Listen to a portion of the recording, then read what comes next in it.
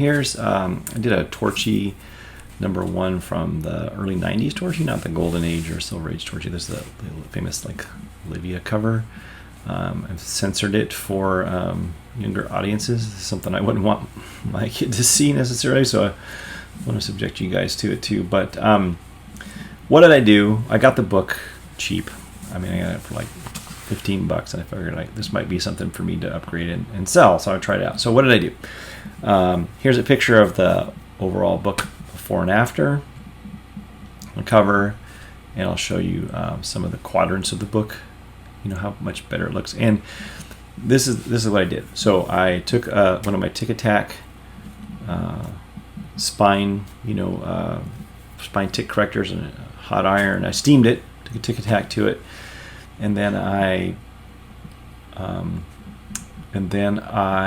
put it under with some peroxide on the whole entire book.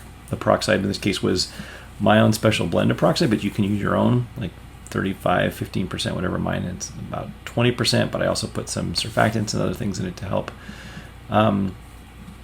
Put it with in this case, a 395 nanometer UV light for 3 hours after I wiped it down with some peroxide, and then followed that up with some Immaculclean, and then I put it in a heat press at 160 degrees for 600 seconds with one of my chamfered boards under the front cover, and under the back cover, silicone sheets on the outside of the book and aluminum plates below. So it went like aluminum plate, a silicone sheet, chamfer board, book, just below the front cover was another chamfer board, silicone sheet on the outside, aluminum plate.